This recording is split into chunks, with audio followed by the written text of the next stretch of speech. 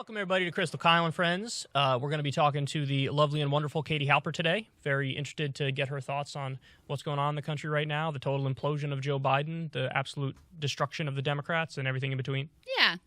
Katie is always an interesting... she's always very unvarnished, and I think very unfiltered, I guess is the word I would say. Like, what she's actually thinking, it's what comes out, how she's thinking, how she's feeling. So I definitely am interested to hear what's on her mind these days. I'm not a fan of the filtered or the varnished, so... I hate varnish. Yeah, it's the worst. So I got a bunch of interesting things that I want to talk about. The QAnon Shaman. Yes. This is the guy who wore the funky hat and had like body paint on and face paint on and was wearing like animal skins or whatever. He sort of became a figurehead of the January 6th. Yes, he was in like riot. every photo of the January 6th and thing. He was one of the people who was inside the Capitol. So this guy was sentenced. Yes. And go ahead and tell everybody what went down. And we might have a disagreement on this. We'll see. Okay. So Mr. Jacob Chansley, he pled guilty to disrupting an official proceeding, and he was sentenced to 41 months in prison. That's 3.5 years. 3.5 years.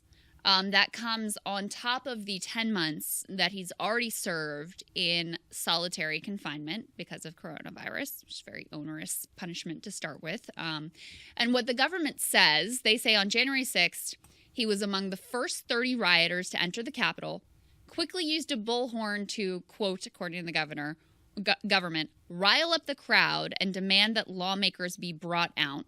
Within an hour, he'd made it to the Senate floor, taking the seat that Vice President Mike Pence had only just evacuated, and leaving a note on the dais saying, "It's only a matter of time. Justice is coming." So nobody says he did anything violent that day, totally nonviolent, but seen as sort of a figurehead or, very visible part of this day. And they got him on this felony count because he was in the Senate chamber where that official counting of the votes was supposed to have occurred. A couple other things that I think are relevant to the conversation about his sentence here. Number one, he has a history of mental illness. And I think if you watch some of his, what he has to say today, it won't surprise you to learn that he has a history of mental illness. He seems to have some delusional beliefs and understandings of the things that are going on around him. He received a diagnosis from the Navy when he served, some sort of mental illness that actually he wasn't informed about and wasn't able to get treated. So I think that's relevant, and also says a lot about our mental health system, et cetera. Another thing that I think is relevant is the fact that he has no prior convictions. So he's also not someone who's been in and out of trouble and caused other issues at other places. This is basically the one thing he did. So nonviolent, first offense, history of mental illness, and he's going to serve more than 4 years in prison for this offense. So very clearly by how you just, explained the story, you're against... I think it's outrageous. Okay. I think it's insane. Hold on. Yeah.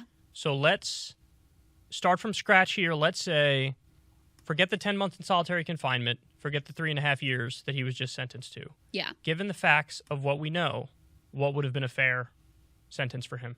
I personally don't think that he belongs in prison. He doesn't belong in prison at all. I don't think so. Now, look, could someone make a case to me? Maybe he should serve 6 months, or maybe just what his lawyers wanted is just to count the time served, the 10 months time served, and basically call it a day. I could buy that.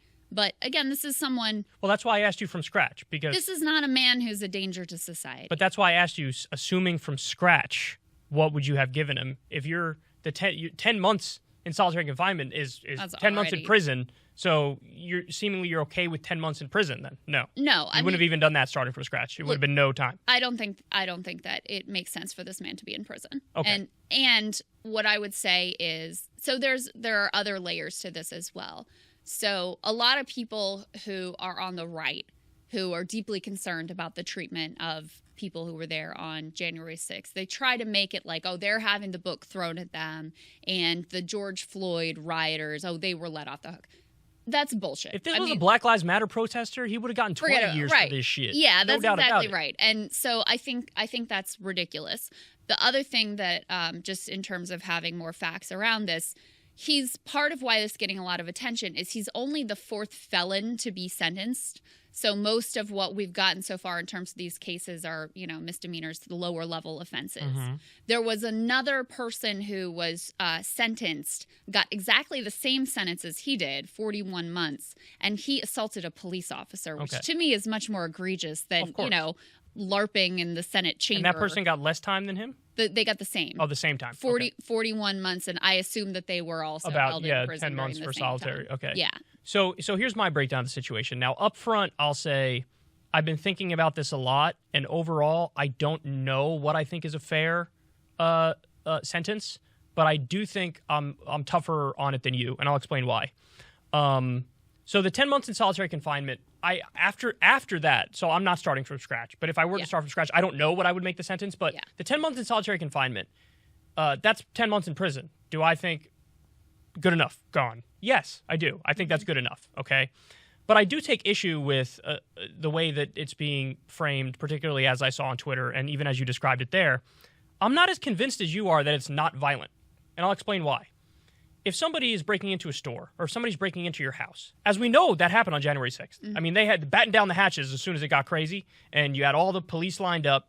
There are obviously endless videos of people breaking windows to get into the Capitol, all sorts of violent stuff happening.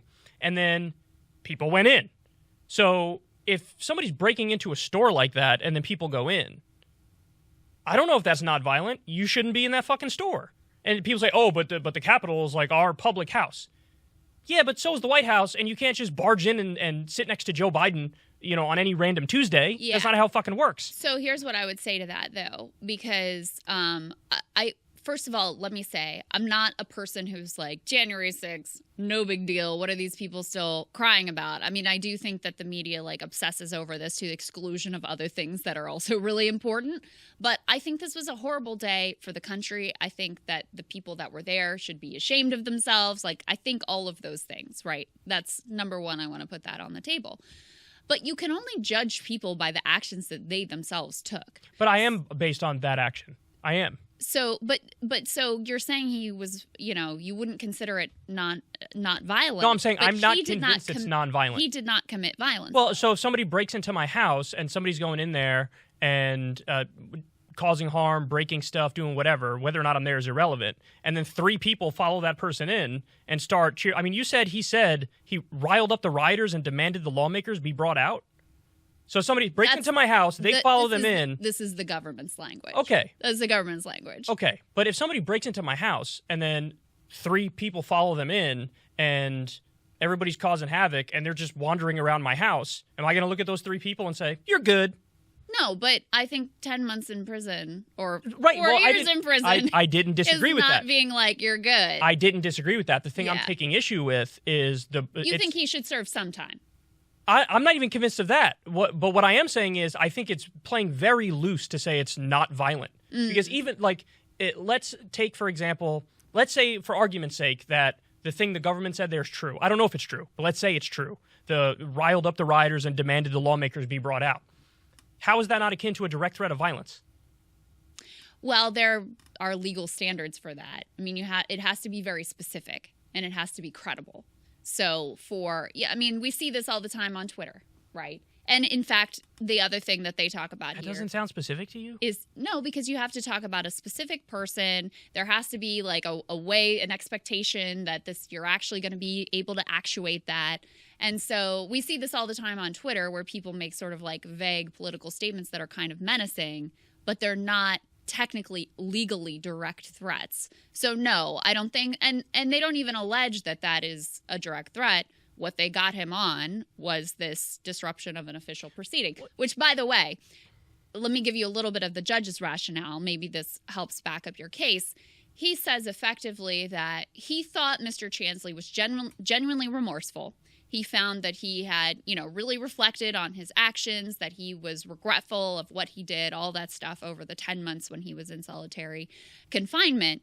But the judge said he couldn't see, because of the gravity of the day, finding an excuse for bringing the sentence lower than what the sentencing guidelines are.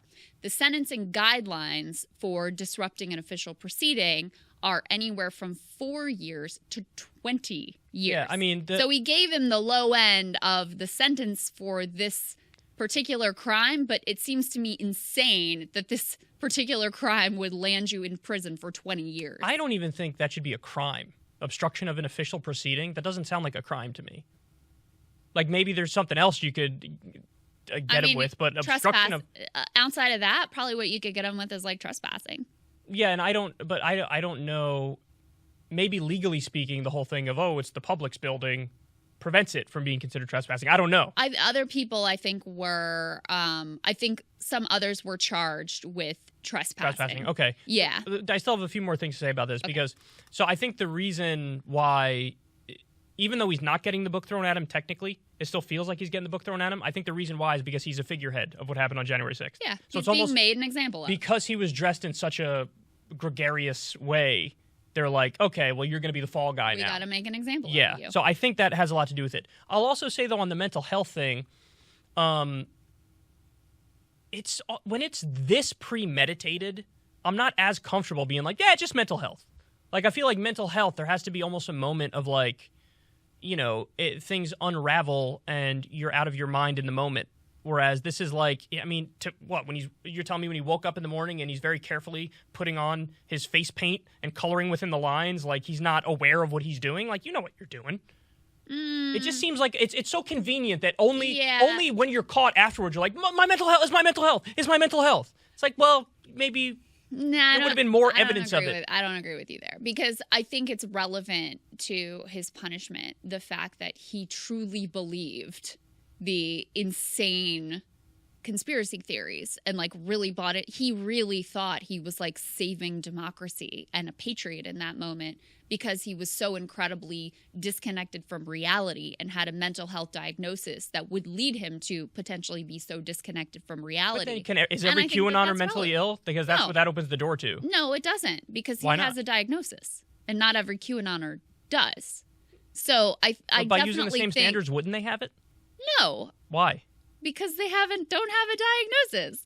I'm saying if all the QAnoners went to a therapist, wouldn't therapists be like, you're fucking crazy, you have a mental health issue? Well, maybe, if that's the case, like if it is literally only crazy people involved with QAnon, then yeah, I think that should be relevant in all of their sentencing. But I guess what I'm trying to do is sort of make a distinction between ideological brainwashing and mental illness. Mm-hmm. And I feel like ideological brainwashing, you have a higher degree of culpability if you're ideologically brainwashed. Right, okay. Agreed. That's the only point I'm trying to make there. But I think there's overlap here because people who are mentally ill who are mentally unwell may be more vulnerable to that type of ideological brainwashing. And I think that should be taken into a consideration.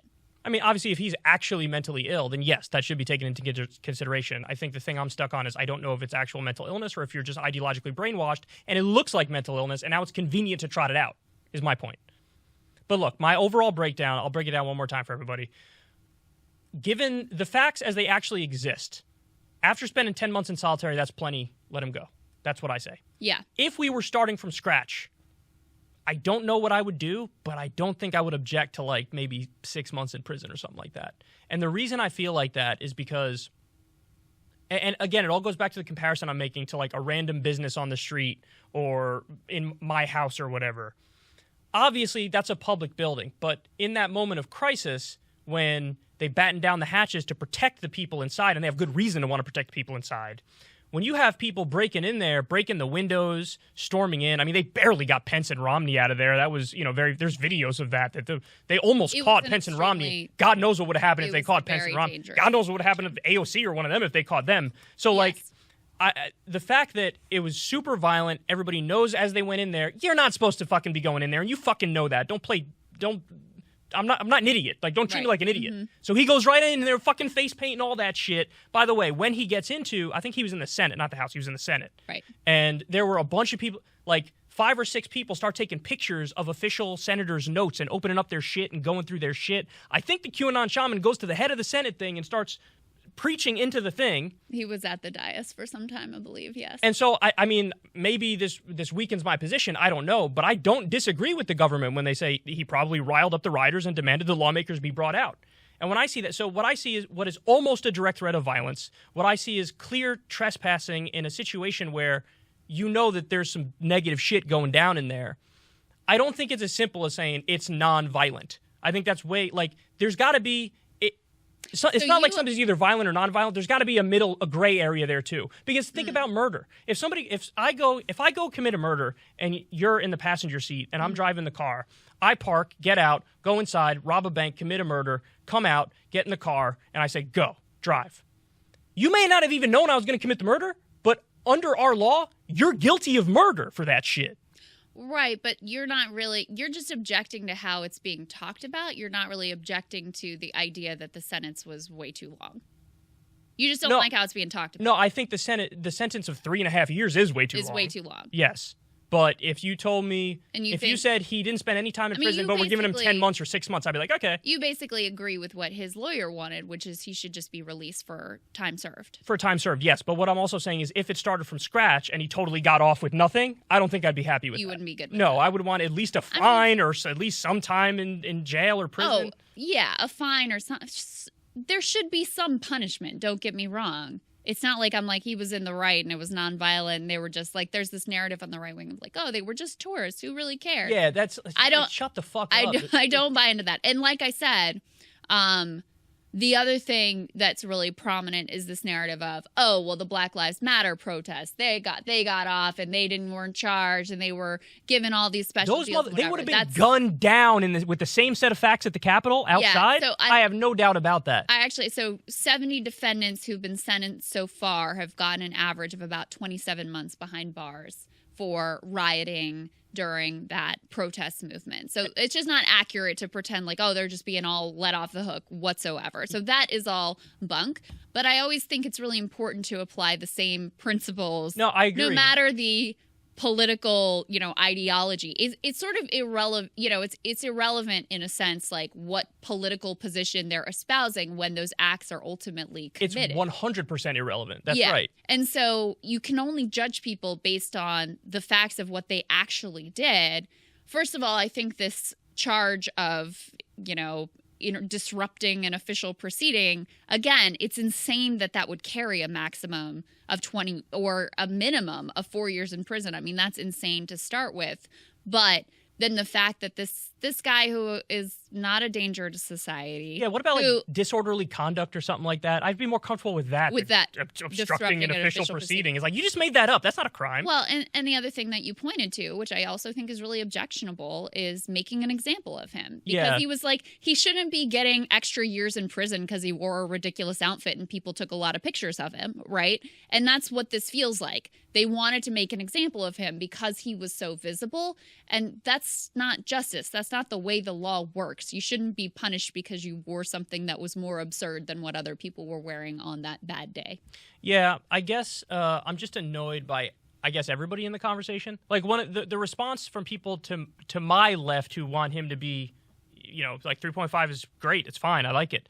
Oftentimes what the main thing they'll fall back on is just like, here's somebody who got 5 years in prison for voting or something. They'll come up with some weird example. Yeah, but it's like, well, that's not good either. That's not good either. But also to your point, I don't think. Yes, I made the comparison a couple times with Black Lives Matter as to what I think would have happened if they were in that position. But ultimately, what I'm trying my best to do here is evaluate what happened on its own merits and to determine what I think is the right thing on its own merits. And I guess the reason why I'm struggling with it to some extent is because I used to think, there's either violent or nonviolent crimes. There's clearly a gray area there too, where it's like, it's not really violent, but it's almost violent. It's like facilitating the violence. Yeah. You know what I mean? I mean, I guess the best way for us to try to get our own priors out of view is if we imagine, like, how would we feel about if the QAnon Shaman stormed the DNC after they robbed Bernie in 2016? No. I got it. If it's a militant labor organizing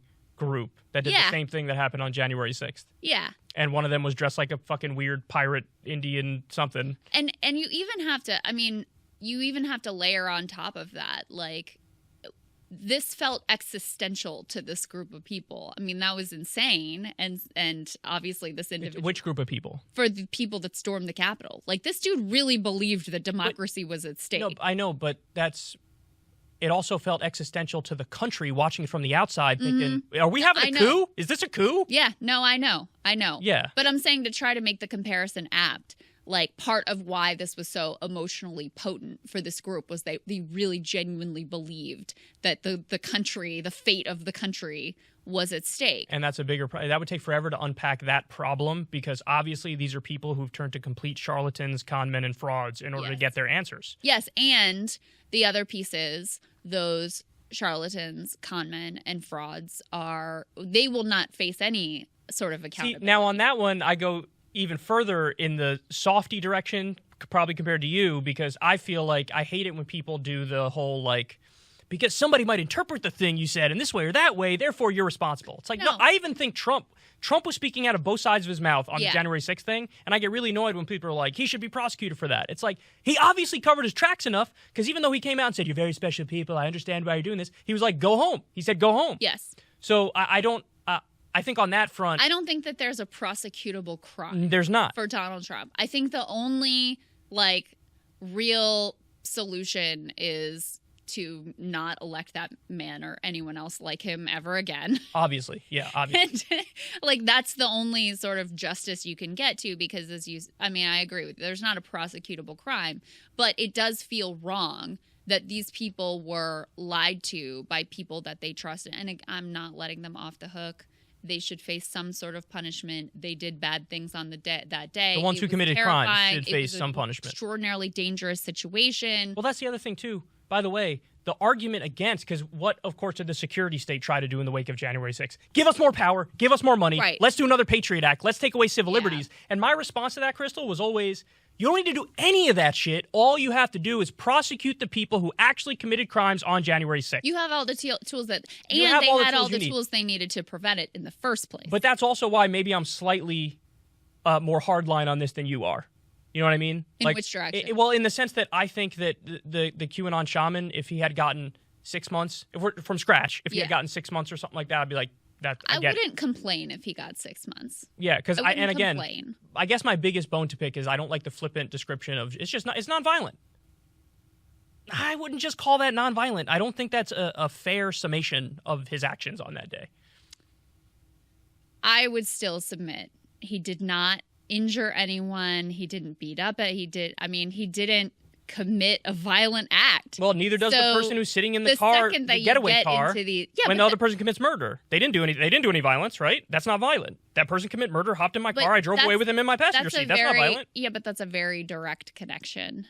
That's a very direct connection. You're seeing people break into the Capitol in front of you, breaking windows and shit, calling for hang Mike Pence, and you're following in all jolly and whatnot. Breaking windows is also not violent. Property violence counts as violence. Admittedly, a lower level of violence, but it definitely counts as violence. But no, I think based on his actions, going in, being in the Senate, leaving some weird note, posting some things on social media, I would consider that nonviolent. I don't think that leads us to a very different place in terms of what we think that an appropriate punishment would ultimately be. Well, we do. You think nothing, and I think I would be fine with 6 months or a big fine or something like that. Yeah. No, I don't think nothing. I think that there should be some punishment. A fine. Like I said, I wouldn't complain about 6 months, but certainly the 4+ years he's going to serve. But that's completely insane. Of course, that's crazy. Yes, and that is simply because they wanted to make an example of him and say he's the figurehead. To your point about how I hate everyone in this conversation, there are a million liberals who think that's not enough. And that's they're refusing to engage with the actual specifics of what happened. Yeah, that's just like Trump's bad and he's bad because Trump something. Throw the book at him, right? Execute him. Well, and it's a glaring hypocrisy because these are the same people who would be in support of criminal justice reform and who would be against these sort of mandatory minimum sentences and all of that sort of stuff. But I will say, and this is not a point of you. I've seen Glenn Greenwald make this point a lot on Twitter, the hypocrisy of the lefties who generally support criminal justice reform, but then they're tough on crime in this sense or that sense. And the only response I make, I do think that is overused because I'm somebody who's in favor of criminal justice reform, but I also view myself as tough on crimes that I think should actually be crimes. I want to punish murderers. I want to punish rapists. I want them to be behind bars. And it's not hypocrisy to see a specific case and say, I think you're guilty, you should be in prison, while at the same time I say free every single nonviolent drug offender in the country. And so I think it's a little bit, on both sides of this, it gets a little flippant. No, but there's no doubt that, like, there are plenty of people on the left who have just abandoned any commitment to, like, you know, all the conversation about the carceral state, meaning to reduce incarceration, non-violent offenses and all that stuff, has flown out the window when it comes to people who were in the Capitol on January 6th. And as I already said, on the right, it's the polar opposite level of hypocrisy, where of course they want the book thrown at anyone who is, and these people they want to let off the hook. I mean, they are the ones who are kind of law and order, and they were ready to send in the troops over the protests and the riots that were associated with those protests. But with these people, suddenly their hearts are soft, and they think that it's too heavy-handed. I guess I've gotten to the point now where I find hypocrisy dialogue tiresome and stale and annoying. Because I just don't care. I don't care who's a hypocrite and who's not a hypocrite. Let's talk about what actually happened in this case and what we think is justice in this case. I think it's important to point out when people, because you're just pointing out that you claim to have this principle and you're not applying it evenly. And I do think that that matters for exposing just how sort of like partisan and tribal people become rather than applying you. That's true, but like mission accomplished. We know that everybody's a tribal idiot, particularly any prominent voice in the conversation. I got it. But now let's talk about what should actually happen. You got it. Does everybody got it, though? I'm not sure about that. Everybody watching us gets it. Okay. But anyway, let's move on to the next story because this is actually very positive news.